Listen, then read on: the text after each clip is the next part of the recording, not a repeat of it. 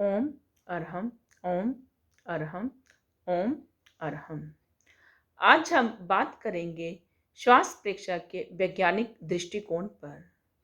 दीर्घ श्वास प्रेक्षा के वैज्ञानिक दृष्टिकोण पर बात करने से पहले हम जानते हैं कि श्वास क्या है।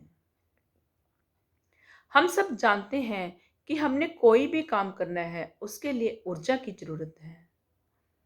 साइंस में इसे एनर्जी कहते हैं और योग में इसे प्राण शक्ति कहते हैं।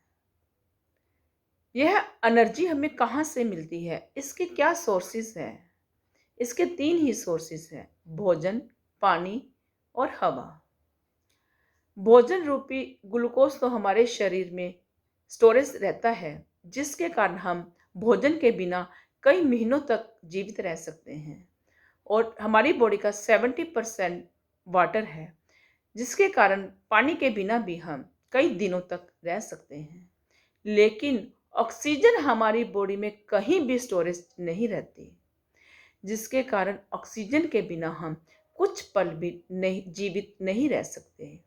इसलिए हम कह सकते हैं कि भोजन पानी से भी दोनों से ज़्यादा इम्पोर्टेंट मेन सोर्स जो है हमारी एनर्जी का, वो क्या है? श्वास। श्वास हमारे शरीर की चयापचय क्रियाओं का एक अभिन्न अंग है। श्वास और प्राण, श्वास और मन अटूट कड़ी के रूप में काम करते हैं। मन को हम सीधा पकड़ नहीं सकते, प्राण को भी हम सीधा पकड़ नहीं सकते।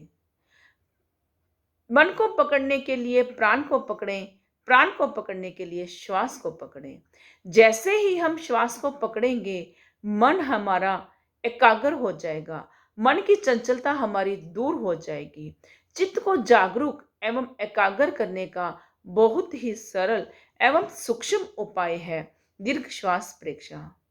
दीर्घ श्वास की साधना चिरकालिक अभ्यास, साधक को पल पल रहे अपना ही आभास। जागृत साक्षी भाव में श्वास स्वयं है मंद, गति अगति को देखना प्रेक्षा का नित्यानंद। दीर्घ श्वास प्रेक्षा चित्त को वर्तमान में चल रही क्रिया पर एकाग्र होने के लिए प्रशिक्षित करने की बहुत ही सरल विधि है। हम सब जानते हैं कि हमारा शरीर 600 खरब कोशिकाओं से मिलकर बना है। जैसे कि मकान ईंटों से मिलकर बना होता है, वैसे ही हमारा शरीर भी कोशिकाओं से मिलकर बना है। हमारी कोशिकाओं को कार्य करने के लिए एनर्जी की जरूरत होती है। यह एनर्जी हमें कहाँ से मिलती है? मैं पहले भी बात कर चुकी हूँ कि यह एनर्जी हमें ग्लूकोज और ऑक्सीजन से मिलती है।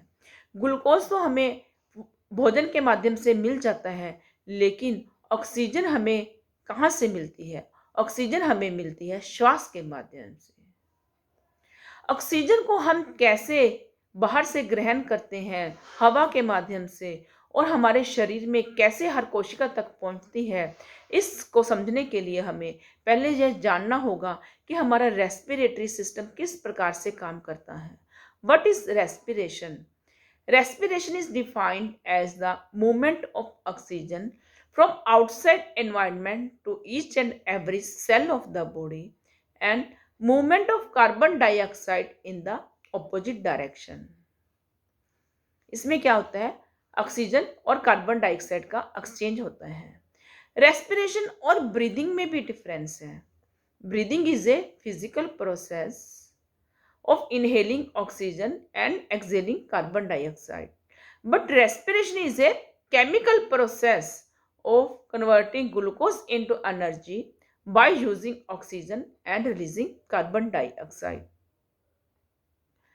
रेस्पिरेशन दो तरह का होता है, एक एक्सटर्नल रेस्पिरेशन, दूसरा इंटरनल रेस्पिरेशन।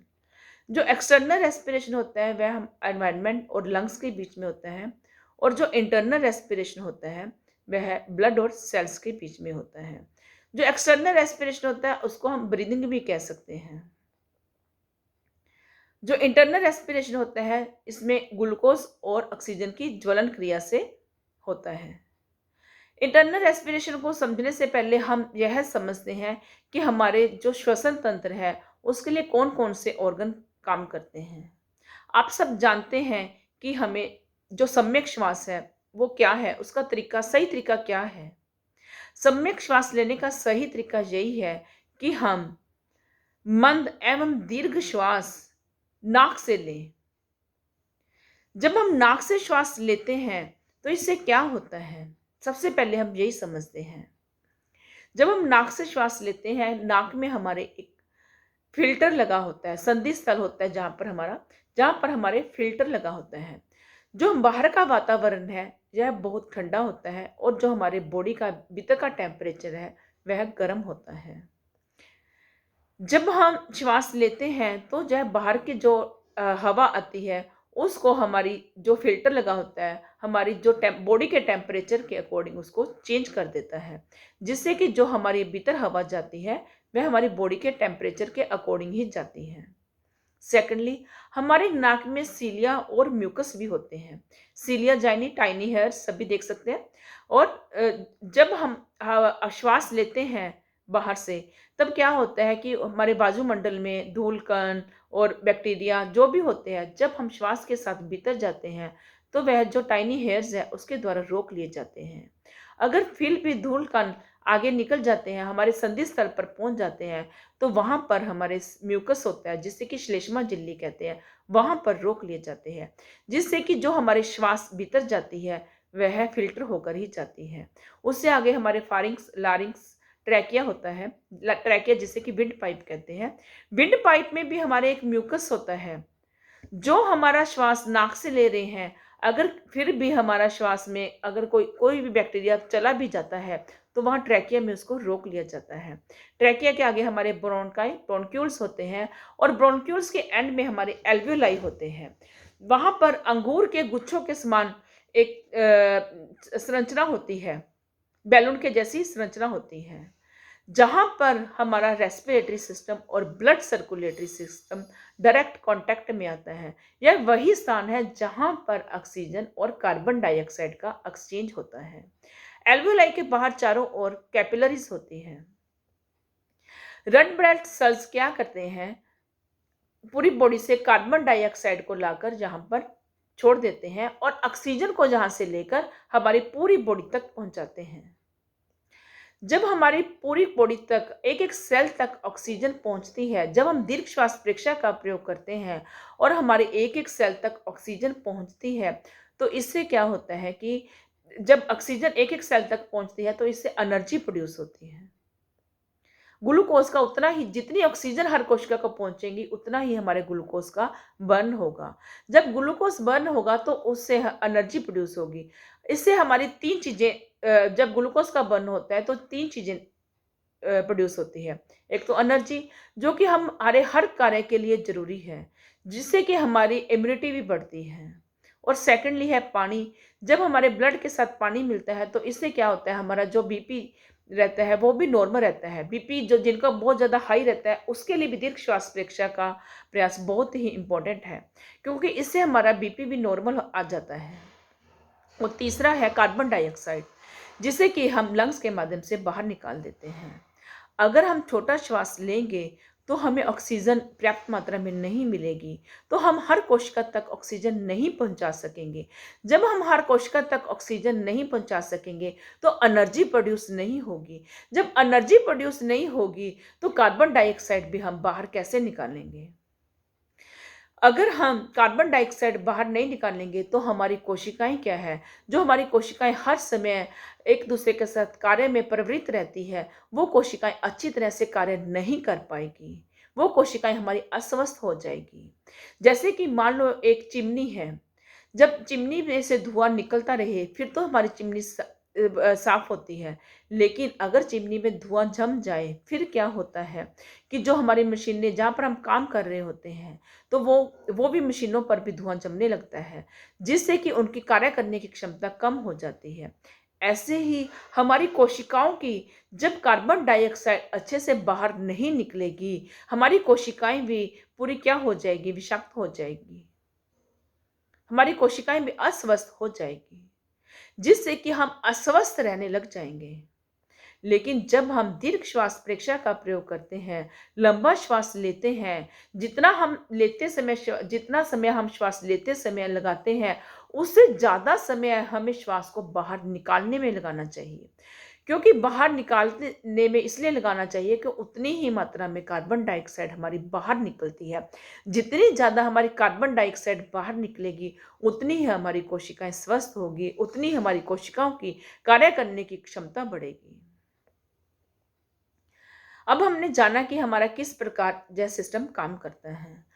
अब हम आगे चलते हैं कि इसका जब हम दीर्घ श्वास प्रक्रिया का प्रयोग करते हैं, तो हमारे लिए वैज्ञानिक दृष्टि से कैसे हमारे लिए हेल्पफुल है। आप सब जानते हैं इसके आगे हमारे लंग्स आते हैं, जो कि बहुत ही इम्पोर्टेंट है दीर्घ श्वास प्रक्रिया के प्रयोग में। लंग्स जो कि हम आप सब जानते हैं कि लंग्स की कैपेसिटी कितनी है, 5 से 6 लीटर। लेकिन हम कितना यूटिलाइज़ करते हैं? सिर्फ आधा से 1 लीटर। जब हम दीर्घ श्वास प्रक्रिया का प्रयोग करते हैं, तो हम लंग्स की कैपेसिटी को बढ़ाकर 4 से 5 लीटर तक कर सकते हैं। यह सिर्फ दीर्घ श्वास प्रक्रिया से ही पॉसिबल है।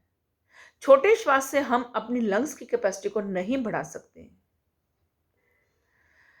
लंग्स हमारे जो होते हैं, ये मांसपेशी रहित होते हैं। ये हमारी श्वसन क्रिया में सीधे रूप में इनका यांत्रिक बल नहीं मिलता।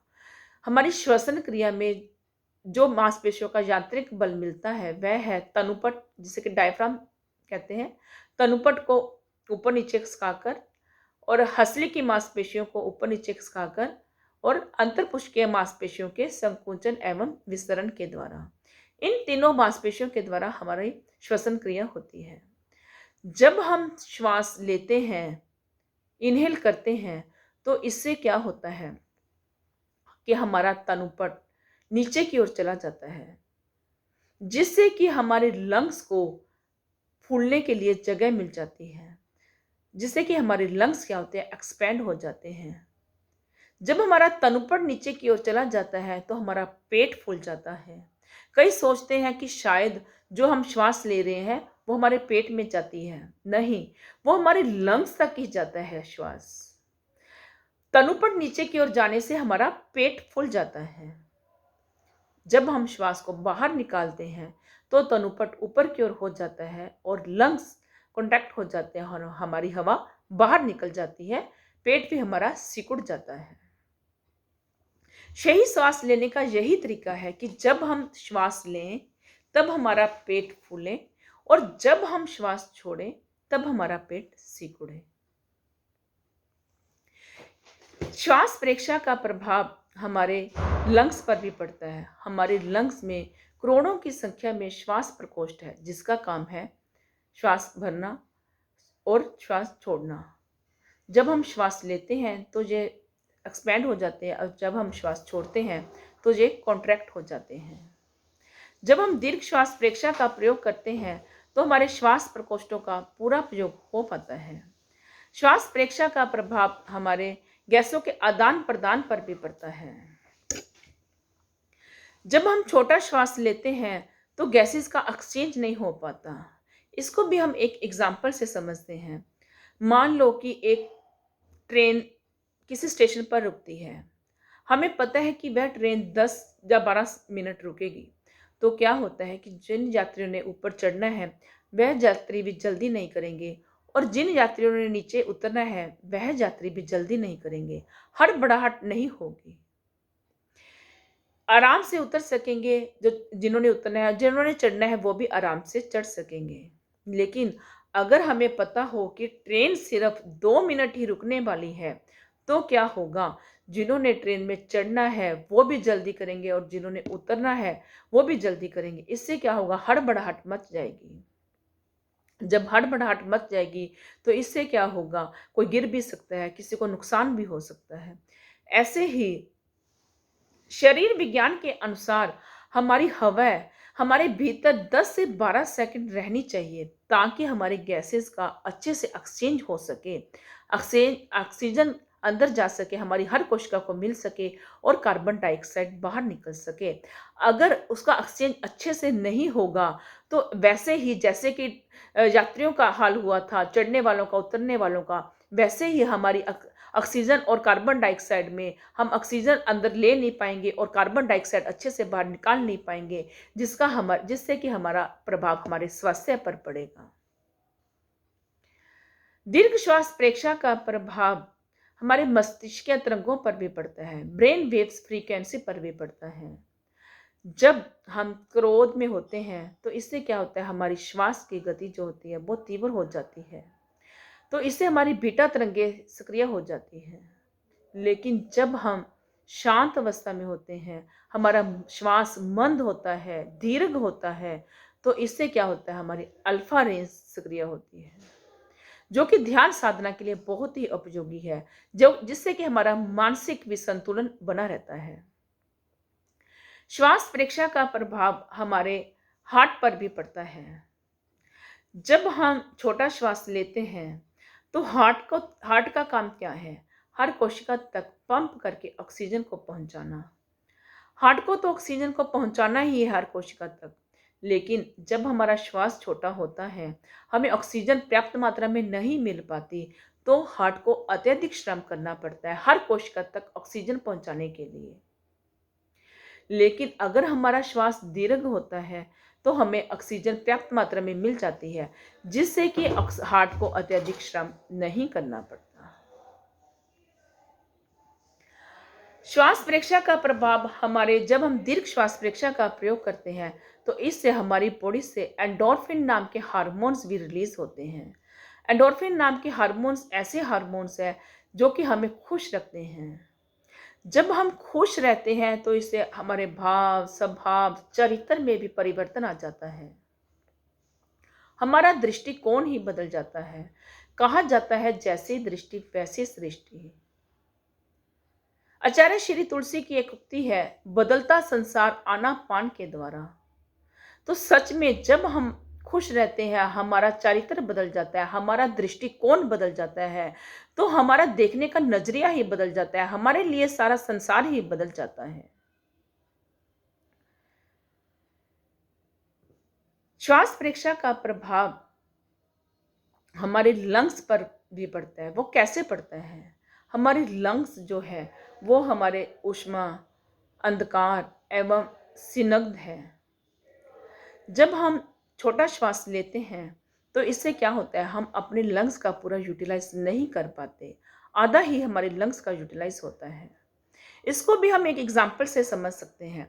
मान लो एक घर है, घर की हम डेली सफाई करते हैं, लेकिन एक कमरे की सफाई हम डेली नहीं करते, उसको हम छोड़ देते हैं, 3-4 महीनों के लिए हम उसकी सफाई नहीं करते। आप जब 3-4 महीनों के बाद कमरे को खोलते हैं, तब आप देखेंगे कि जब आप खोलेंगे तो आप देखेंगे कमरे से इतनी स्मेल आएगी कि आप अंदर नहीं जा सकोगे, बहुत से जीवाणु विषाणु पैदा हो जाएंगे। ऐसे ही हमारे लंग्स जो कि ऊष्मा, अंधकार एवं स्निग्ध सहित है, वो लंग्स भी अगर हम पूरा यूटिलाइज नहीं करते तो बहुत से जीवाणुओं विषाणुओं का ब्रीडिंग प्लेस बन जाता है, जिससे कि वो धीरे धीरे खराब होना शुरू हो जाते हैं। अब हमने जाना कि श्वास प्रेक्षा का वैज्ञानिक दृष्टिकोण से हमारे कैसे कैसे हर अंग पर प्रभाव पड़ता है।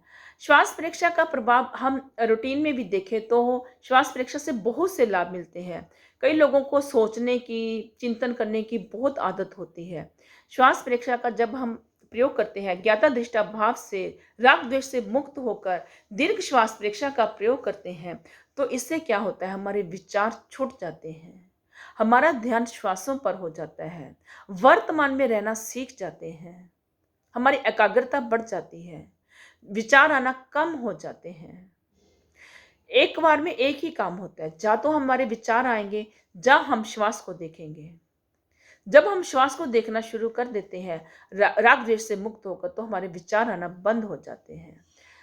हमें कुछ भी अपनी लाइफ में काम करना है, डॉक्टर बनना है, इंजीनियर बनना है, तो उसके लिए भी मन का एकाग्र होना बहुत जरूरी है। जब तक हमारा मन एकाग्र नहीं है, तब तक हम अपनी लाइफ में किसी भी लक्ष्य को प्राप्त करने में कामयाब नहीं हो सकते हैं। मन एकाग्र कैसे हो सकता है? मन एकाग्र भी हमारा श्वास से ही हो सकता है। अगर हमारा मन एकाग्र नहीं है, तो हम अपनी कार्य क्षमता का सिर्फ 20% ही यूज़ करते हैं, 80% हम उसका वेस्ट करते हैं। लेकिन अगर हमारा मन एकाग्र है, तो हम अपनी कार्य क्षमता का 80% यूटिलाइज़ करते हैं और 20% सिर्फ वेस्ट होती है। तो हम देखते हैं कि श्वास परीक्षा का प्रभाव सिर्फ वैज्ञानिक दृष्टि से भी हमने समझा और हमने व्यवहारिक दृष्टि से भी देखा कि श्वास परीक्षा के बहुत से लाभ हैं। मैं ये नहीं कहती आपको कि आप सारा काम छोड़कर बैठ जाएं और दिन भर श्वास परीक्षा का ही प्रयोग करते रहें। ऐसा बिल्कुल नहीं है। श्वास परीक्षा दीर्घ श्वास का प्रयोग तो आप जब भी आपको टाइम मिले कभी भी कर सकते हैं। आप काम करते-करते भी कर सकते हैं। आप मान लो चल रहे हैं, उस समय भी आप दीर्घ श्वास का प्रयोग कर सकते हैं। आप प्रेक्षा तो नहीं कर सकते, लेकिन दीर्घ श्वास का प्रयोग कर सकते हैं। आप मान लो 5 स्टेप चलो श्वास लेते हुए, अगले 5 स्टेप चलो श्वास को रोकते हुए, अगले 5 स्टेप चलो श्वास को छोड़ते हुए। इस तरह हम हर एक्टिविटी के साथ श्वास को जोड़ सकते हैं। डे टू डे लाइफ में हम श्वास को हर एक्टिविटी के साथ जोड़ सकते हैं। हम अगर अपने आप श्वास को देखना शुरू कर देंगे, तो इससे हमारे में आप खुद देखेंगे कि हमारे में परिवर्तन आना शुरू हो जाएगा। हम जैसे कि हमारी प्रेक्षा गीत की एक उक्ति है, श्वास प्रेक्षा से धरा पर उतर आए स्वर्ग, वह उक्ति भी साकार होने लगेगी। इन्हीं भावों के साथ ओम अरहम।